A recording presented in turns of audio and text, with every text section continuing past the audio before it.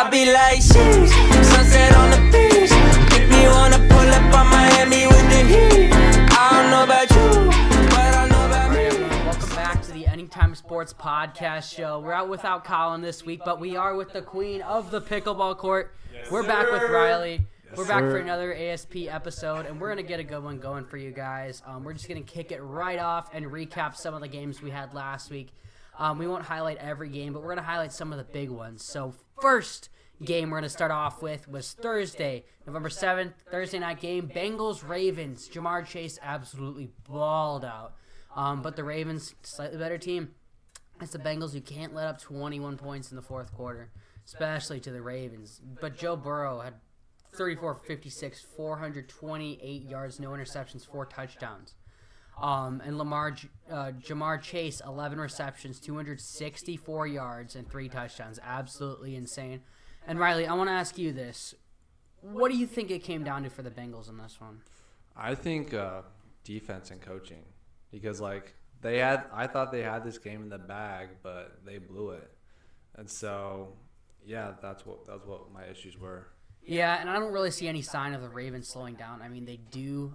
They are 7-3 on the season, 4-1 at home. Moving on to this coming up week, they are playing they're second in the AFC right now. If my thing will load. Okay, whatever.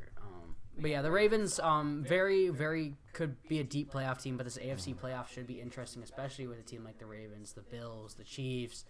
You know, they always play. They play Pittsburgh on Sunday, which could also be an interesting one.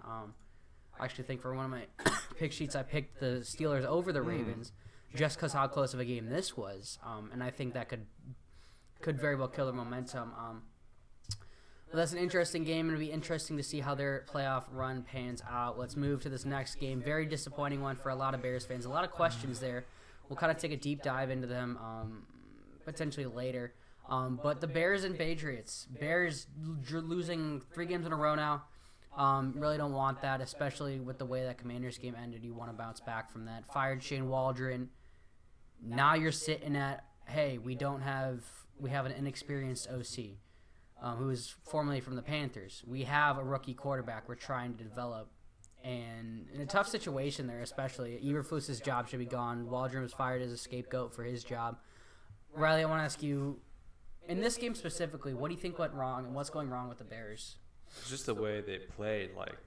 They played apathetically. They played like they had no fire in them. They played like a team that's given up on the coaching staff. And it really just stands out the way because that Hail Mary just destroyed any momentum that the team had. Yeah, they were cooking before that. That's the thing. And it's not even like the Patriots played that good of a game, as my thing freezes. But they didn't even play that good of a game. Drake May was only 15 for 25, a touchdown and an interception, 154 yards. Ramondre Stevenson only had 74 yards. Leading receiver was your tight end, Austin Hooper. No receivers had a touchdown besides Jalen Polk, and his only reception was a touchdown. Really not what you want, and Bears really couldn't get rushing going. 59 yards for DeAndre Swift, your number 2 back. Roshan Johnson, he has -4 yards in this one. You really can't get DJ Moore going. It's really just a shit show in Chicago. That's what I'll say. We'll dive more into them later. This game, surprisingly, was a lot closer and a lot more interesting of a game to watch, put it that way, than many people would have thought. At least I would have thought. And we got the Panthers coming out over the Giants in Munich. So maybe you guys saw the video of Bryce Young running like he was a baby on the sideline. So happy. You got to be happy for the guy. He went through struggles. He came out with a win. It wasn't pretty, but came out with an overtime win, and that's what you want, especially with your young guy. Bryce Young, 15 for 25, 126 yards and a touchdown. Daniel Jones playing god-awful, 22 for 37, 190 yards and 2 interceptions. Not much rushing. Actually, good rushing on Carolina's side. Chuba Hubbard leading. Not much in the passing game. Not that they have many people to pass to. And both these teams are obviously out of it now, especially in the conferences that they're in. And looking forward, how does this help Bryce Young's stamina? Because obviously he's a young guy, so how does this help him moving forward? This is just a good game for his morale because, this has not been a good season with him, especially being in timeout. He needed to come out of this game with his hair on fire, and he did just that. So it'll be interesting how the Panthers play the Chiefs next week. I'm expecting not a close game, but it'll be interesting nonetheless. Watch the Panthers win. Yeah, but definitely interesting pick next week. Moving on to the next game, let's cover. Let's do Bills Colts. This one's an interesting one. We got an interesting story with the Colts here. Anthony Richardson. After this game, and actually yesterday, he's been announced the starter for the rest of the year. Mainly because of Joe Flacco's performance here, and two, the Colts are kind of out of it with Buffalo taking it, and not necessarily because Miami's like, it's crazy to think Miami's 3-6, but they're still one spot out of a wild card or something like that. No, that's for the wrong division, duh. But like, yeah, Houston's leading the division. Indianapolis is in second. They're at 6-4. They're technically not out of it yet, but you want I'd rather, if I was a head coach, I want my young guy struggling rather than 39-year-old Joe Flacco throwing 3 interceptions in this game. It was a closer one than many people thought. Buffalo scored 10 in the fourth, 10 in every quarter actually, besides the third. Closer than many people thought. Josh Allen 22 for 37, 280 yards and 2 interceptions. That's not what you want to see out of him. No passing, great passing game, no passing touchdowns. James Cook rushed 80 yards and a touchdown. Josh Allen had a rushing touchdown. But what do you think about this Colts team? Do you think that the reason they benched Richardson was because he was tired, and that's kind of a lesson? Be like, hey, you can't be tired in the NFL. Do you think it's sort of that, or do you think it's sort of like, hey, we don't trust Joe Flacco anymore, let's get him his reps? I think it's a little bit of both, because as a starting QB, he can't be saying that right now. Like, I understand he's not the most experienced QB since he only played one season starting in college, and he's only played like a couple games last year before he got hurt, and then he's played a couple games this year. But that's still no excuse to say that. And it's just like when they benched him, Joe Flacco, he's been inconsistent with his play. And with this game, with the stinker, with his age, just might as well roll out with a young guy. Yeah, exactly. Couldn't have said it better myself. This game was obviously a lot closer than many people thought. Chiefs topping the Broncos. This one almost went into Broncos almost won it, actually. Yeah, blocked a kick. Blocked kick Chiefs using some sort of devil magic. Yeah, they're just very barely squeaking out these games. All it took, I mean, it's kind of skill, but this is luck at least for the Chiefs, because the very first game of the season they won because Isaiah Likely's toe was out by a millimeter. And this one they won because of a blocked field goal. And it's unfortunate if you're the Broncos, because this would have been a very big momentum carrier, especially in a division where you needed to win this game. Now the Chargers are 6-3, and if the Broncos would have won this one, they would have been 6-4, and that's sitting at a good spot, especially trying to compete here. But you could have fall back after losing this one. Kansas City obviously 9-0. LA, I don't see any signs of them at least slowing down too much. Bo Nix didn't have a bad game, 22 for 30. 215 yards, 2 touchdowns. Patrick Mahomes played like a fraud as usual, 28-42, 266 and a touchdown. Interesting game here. I want to ask you, what do you think of this Chiefs team, and what do you think is going to slow them down, if anything? I'm just wondering if a reason Patrick Mahomes isn't having the greatest year this year is because of the Matt Nagy effect. Oh, yeah. It'll be interesting because, like, I also, even though he hasn't had the greatest year, Patrick Mahomes, I also heard reports that Matt Nagy may get head coaching offers this year. Yeah. So it will be interesting how they close out the season. Obviously have a really good season, even though they played inconsistently and been in a couple close games, but they know how to win, and that's important, especially going into the playoffs. Yeah, but you did got Chiefs Bills this week, so they could very well pick up their first loss. And they got Carolina, Vegas, LA, Cleveland, Houston, Pittsburgh, and Denver. Very well could be a couple losses creeping towards the end of the season. But all I want to say is the Bears beat them in preseason, so that's what matters. Let's move on to the next game. We're going to skip past the Saints and Falcons because, the Falcons-Saints was an upset, 20-17. Saints won, which is surprising the most, but I want to skip to this next one. Christian McCaffrey making his season debut against the Buccaneers. The Niners coming out with the win, 23-20. And a much-needed win, actually, when they were falling back in a division where Arizona is actually leading right now. They're not that far out of it, so you need to start winning, and this is a good spot to beat a good Bucs team. The Bucs aren't completely out of it either. They're just sitting behind Atlanta. In this game, Brock Purdy, 25-36, 353 yards and 2 touchdowns. Ricky Pearsall had himself Probably I think the best game of his career so far, 73 yards and a touchdown. Chris McCaffrey came back, 13 carries, 39 yards. And he had 6 receptions for himself with 68 yards. So it's good seeing him getting back in that system. And I think that the only reason the Niners are going to be good and the reason they're going to be good for the rest of the season, if that is because of Christian McCaffrey. You saw they're able to win. They're able to produce yards with him. He's the playmaker. Because obviously Brock Purdy isn't no Mahomes and make plays. You can make whoever work with whoever. They're obviously struggling this year because they didn't have their playmakers. Now that you got him back, you got Debo back, you got George Kittle back, then this is probably the turning point they need. And I want to ask you, what would you say about this Bucs team? Because we saw them do good. We saw them struggle. Where would you go from here? I would say keep going on the road. Like, they played impressive in some games, but they just don't know how to close out and get a win. But I'm still not giving up on them, especially not being a hard division. I still believe in them. I still think they have a chance to make the playoffs. Yeah, exactly. Moving on to the next game. This one could have been an upset too. Steelers topping the Commanders 28-27 because of Jerzan Newton, Illinois legends, jump off sides. The Steelers were doing the classic, it's 4th down, let's run out there like we're going to run a play, and obviously every single D lineman knows when they come out here on 4th down and the game's on the line, Steelers are up 28-27, it's like minute left, we're going to punt it away, we're going to give you a game-winning drive. Obviously the defensive line knows, or any experienced defensive lineman should be like, don't jump because they're not going to run a play. Because if they don't do it, then we have great field position. They're going to punt and pin us back. But Jerzan Newton, on the other hand. Rookie mistake. That just shows inexperienced players. I like the aggressiveness, but too aggressive in that spot. You got to know, don't go. And if you go, then, you just got to know. And good thing on the Steelers, too, because you have a kind of a young defensive line on that Commanders team. So coming really fast to the line, hiking it off, throwing them off guard, and then it actually works for once. And then you don't have to punt, and then you win the game. I think, if anything, coming out of this game, this is going to be a big momentum push for the Steelers, because this was a big game for both these teams, and this probably won't be, but could be a momentum killer for the Commanders. They do have, I believe they have an easier schedule coming up. This week they do play, they're playing Philadelphia right now. They have Dallas, Tennessee, New Orleans, Philadelphia, Atlanta, Dallas. So probably an easy schedule to close out the season.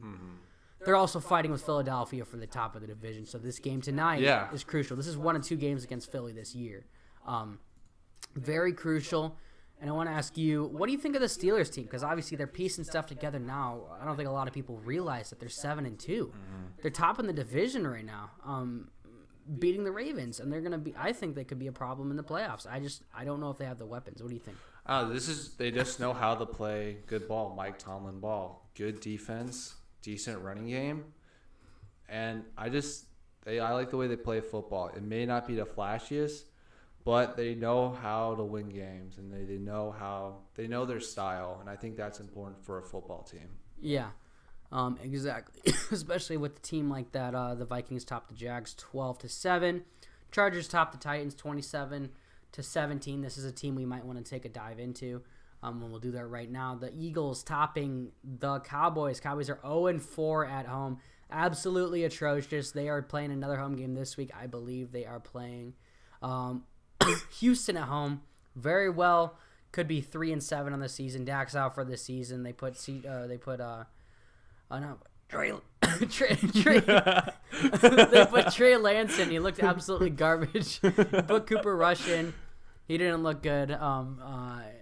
They won a game, lost 2, won 2, lost 4 in a row. You're going to lose to Houston probably. You're going to lose to Washington, and then maybe New York, Cincinnati, Carolina, and that could be your winning games.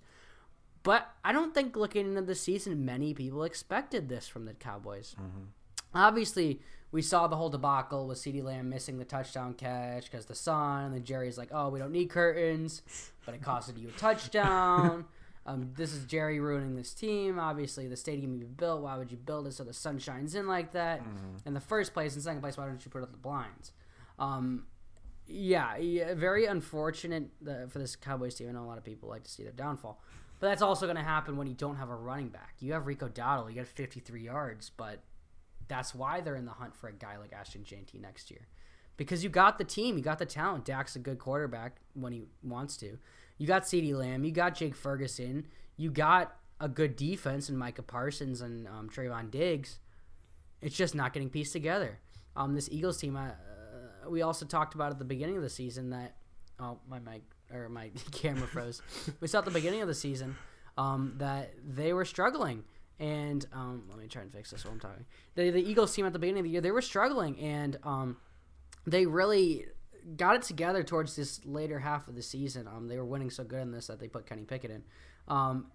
And I want to ask you, what do you think is the main key to winning in this team? Because in the Eagles, we even talked about it in this podcast. Towards the beginning of the year, they were struggling, and the Eagles were struggling, and we're like, okay, are they frauds? Is Sirianni going to lose his job? Yeah. What's going on here? Because they lost to Atlanta. The New Orleans game was close. They lost to Tampa. The Cleveland game was close, and then they got it back on track. Let me turn this on real quick. Oh, there we go. Yeah, it's an interesting situation, and they definitely did claw back this year. And if they win tonight and win the next 2 weeks on a win against the Rams and Ravens, that'll be really great looking for them because they got a good team with Saquon. So I want to ask you, what do you think clicked for them, and what do you think's not clicking for the Cowboys? I think for the Cowboys, it's just like coaching. Like they made a big mistake keeping Mike McCarthy, and they should have fired him. And now they're just in this terrible situation right now. Now flipping it to the Eagles, they've been playing good ball. They have all the momentum on a 5-game winning streak. Let's see if they can ride this into the game tonight to see how they'll, because that's like a game for the division potentially right there. And so it'll be interesting because, the offense has been cooking. A.J. Brown had a good game.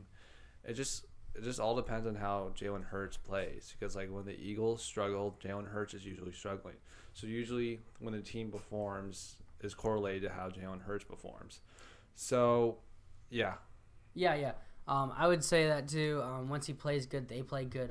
Obviously, Cooper Rush didn't play good. He threw for 45 yards. You don't want that. And I don't think, especially with Dak being out this year, they're not going to be good. Moving on to the next one, the Cardinals. This one kind of I feel like kind of got slept on this Sunday. The Cardinals absolutely blew out the Jets. The Jets were starting to get things cooking. Now they're 3-7. You got an old Aaron Rodgers. You built the team around. Breece Hall isn't having a great year, but Kyler Murray, he's having a great year. He actually balled out this game. Only 2 incompletions, 22 for 24, 266 yards and a touchdown. That's what happens when you get Trey McBride and Marvin Harrison involved. MHJ. You're going to win games. James Conner didn't have that too good of a game, but he had a touchdown. And the Cardinals, obviously, looking great, surprising a lot of people this year. But the Jets, though, they're looking bad. Aaron Rodgers looking terrible. They lost 5 games in a row, 1 against Houston, and they're probably going to start a new losing streak because they'll probably lose to Indy this week. Seattle, Miami, Jacksonville. So some winnable games, but I don't think Aaron Rodgers is him anymore. I don't think that they should have built the team around this 40-year-old guy. He's got like 2 more years to play. What are you going to do now? You got Devontae. Okay, we got Devontae. We got Garrett. Garrett Wilson was there before, but then you got then you're going to lose Aaron Rodgers, and then you got Alan Lazard.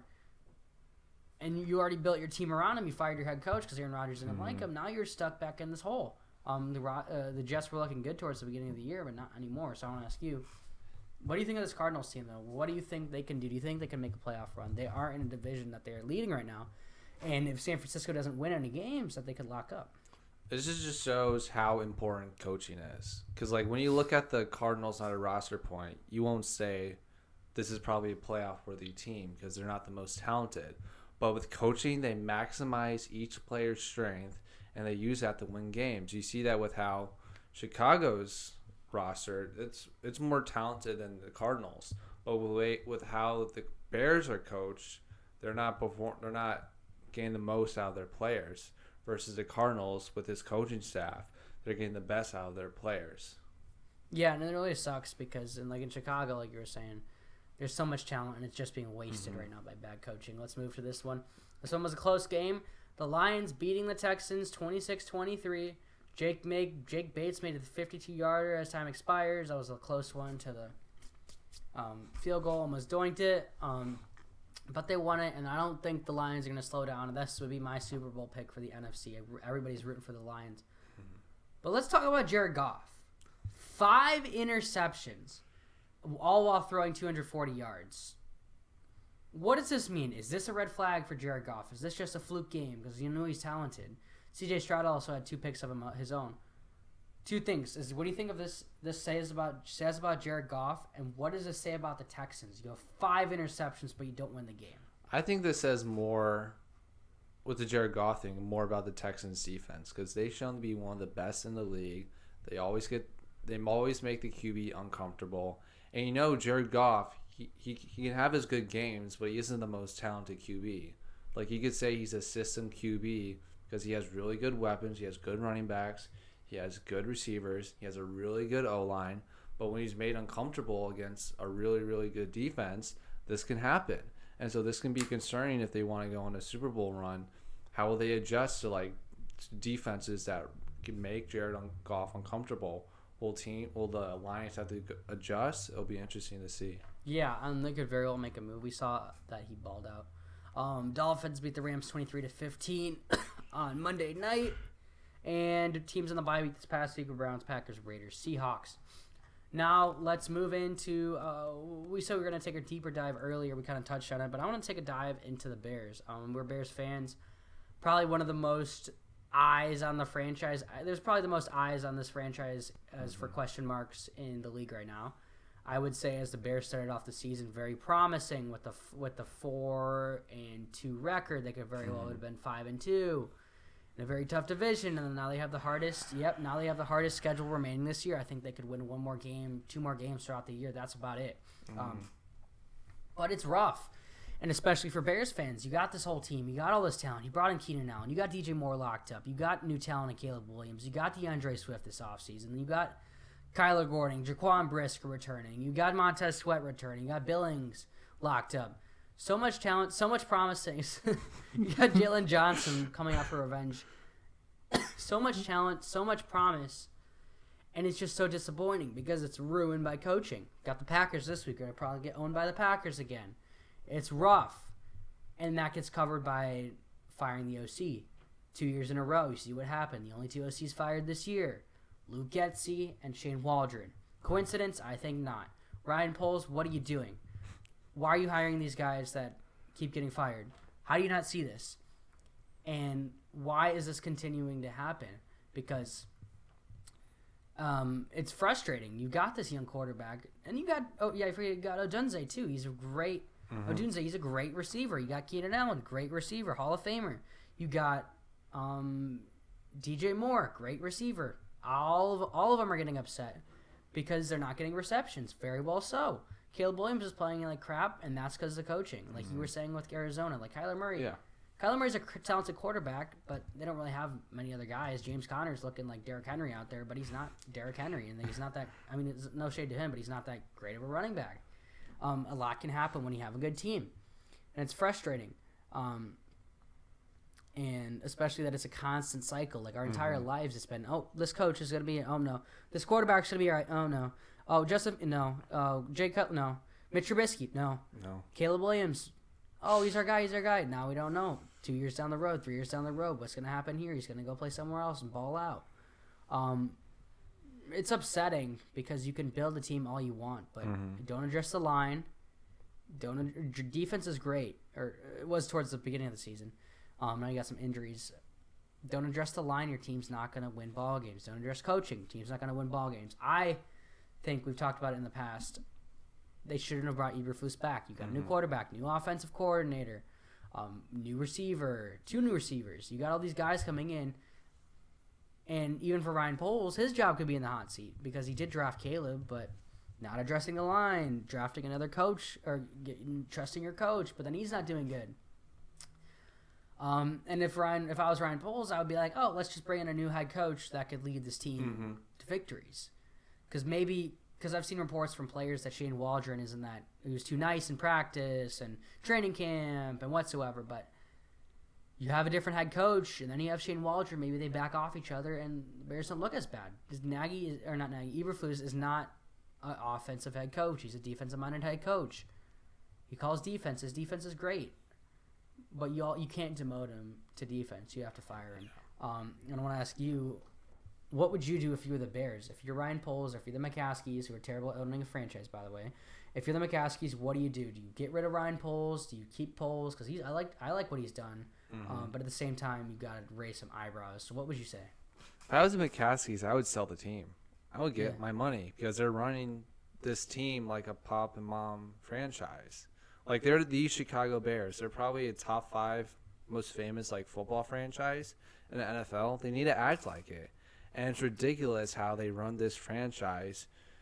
It's just like astounding to look at because, as you said, it's just a cycle of just like mediocrity. Like, oh, you think we're going to be good? No, we're going to be bad. It just keeps happening over and over again. And what's really frustrating is like this past offseason, they had the chance to have a GM draft their QB and also have a head coach. And they had a chance to all connect that. But no, they didn't. They want Eberflus. Ryan Poles said Eberflus was his guy. He backed him to this year, and now he's stuck into a corner. Because I like some of Ryan Poles' moves, but he attached himself to Matt Eberflus. Yeah. And you can't do that when you have your reputation, but you make a good point. The Bears are this prestigious franchise that we haven't seen anything out of since 2018. And even that ended in a heartbreak. Yeah. And nothing happened from that. They were good 2018. They were at a little glimpse in 2020. Nothing from that. And then 2006. There's a whole stretch in between. You're good and then bad forever. And it's frustrating because you're going to be good and then you're going to get a new owner and a new coach and a new quarterback. It's going to be a constant cycle. And there's so much hype behind this team. The fans are so dedicated to this team, obviously, because they stick through it all. Obviously, if this was like the Jags or something and they've been bad forever, there's no one going to show up to the games. The Bears, tickets are as low as $164 for Bears-Packers. The Bears are atrocious. And Soldier Field is so small. That's another thing. They need to address the damn field because if you make a stadium that's huge, like SoFi, you're going to sell out every single game, whether the Bears are 0-18 or whatever, 0-17. You're going to sell out the stadium because the fans are dedicated. The merch is going to sell more if you're winning. Things are going to look better if you're winning. The fans are going to be happy. No one's going to be chirping. It's always disappointment in Chicago. And it's a constant cycle, and you're going to get shown up by the Packers this week, and it's going to be rough. And then everyone's going to say Caleb's the problem. When he's, I wouldn't say he isn't because bad coaching, and you don't want it. Another thing that came out today about the Bears is Tyson Bagent's dad, Travis Bagent, is spreading malarkey online. He was there was the rumor early in the week that anonymous players in the Bears organization think Tyson Bagent should start. A couple players were saying Tyson Bagent should start, and the person that told the media that was Tyson Bagent's dad. Tyson Bagent probably didn't even know that he wanted his son to start. We saw Hard Knocks, the arm wrestling guy, the tough guy. He wants him to start. No, there's no world that Tyson Bagent starts a game. I think the only way is if Caleb gets hurt. Only way I could see that was when last week, when we know against the Patriots, when you knew they were going to lose, and you knew the state of the O-line, because they were just like blatantly having Caleb out there when he had a chance to get hurt behind this like horrible O-line down to our third stringers. I think that's when you like put him back in because that's your future, Caleb Williams. Yeah. And he screws over like maybe he hurts his hamstring. He's out. Pulls a Derrick Rose. Yeah, yeah, his hamstring. He's out rest of the year. There go your views because everyone wants to see him do good. Tyson Bagent starting the rest of the year. Whoop-de-doo. But yeah, it's a rough situation and a rough situation in Chicago. It always is. Let's move on and let's we're done with our rant, but let's move on and let's preview. Next week's game. It's going to be a shorter episode this week, but that'll be all right. Ongoing right now is the Commanders at the Eagles. This game is 7-3 right now as we are recording. About to go into halftime. Jaden Daniels has the ball. Let's do a quick score tap in for how this game's currently going. Jaden Daniels is 8 for 12, 83 yards. Brian Robinson leads in carrying. Austin Eckler leads in receiving. Okay. Wow, long of 34. As for Jalen Hurts, he's 10 for 19, not bad. Saquon, 56 yards, 15 carries. A.J. Brown, 3 receptions, 42 yards. Not terrible. They got A.J. Brown, Devontae Smith back. I think I'm going to take the Eagles. We'll predict this game before it's done. I'm going to take the Eagles winning this one. I just think that they're going to have a better second half. Okay. That's interesting. I'll have the Commanders going for the W. Okay. And let's move on to this next game. I think we could all say it on 3. Unfortunately, we got Packers and Bears. As a delusional Bears fan, every single year it's like, oh, OC's fired. Yeah, Some new play calling's in. Sometimes we see that work. Sometimes it's not. I think that the Bears will look better this week than they looked against the Patriots, because of that new play calling and because Waldron's gone. Maybe that vibe is gone, and maybe things look better. But it can't get worse, right? Yeah, surely. Surely. You're getting blown out by the Patriots, Christ's sake. But I think it's gonna be. I'm not. It hurts me to say it, but I'm gonna say the Packers are gonna win this. If I had to pick, the Bears are gonna look better. They're not gonna win. Yeah, I'm going the Packers. It's going to be a slaughter. It's going to be sad to see. It's going to be demoralizing. It's going to be a tough watch. Yeah, but are we going to watch it anyways? Yes. Because we're Bears fans. All right, Lions, Jags. I'm going to take Lions in this. No. Yeah, Lions. Not thinking about 2 it. seconds. Yeah, Vikings, Titans. Not thinking about it. Tits. Vikings. Not tits. Just Vikings. No tits, just Vikings. All right. Raiders, Dolphins. me. Tank Bull. Me. Okay. Out for the number 1 pick. Yeah, I'm going to take the Dolphins in this. I'm going to Raiders because even though they have multiple QBs playing, at least their QB doesn't have soup for brains. Yeah. Rams, Patriots. Patriots coming off good game. I think the Rams are better. The Patriots are a fluke team, just beating a terrible, worse team last week, and I think that the Rams are going to win this. Yeah, I have the Rams by 2 scores. Yep. Browns, Saints, another game. Browns, Saints in New Orleans. I'm going to take the Browns in this. I think they're the better team. I think Jameis is going to come off a bye week pretty good. At the same time, I could see the Saints argument. I think this is a coin toss. They're coming off the bye week. You just got to see that. And the Saints are coming off of a win. This could be the momentum turner, and they do have Derek Carr back, so. Yeah, I have the Saints winning this game. Will they get on the winning streak? Will they turn around their season? I doubt it, but it'll be interesting.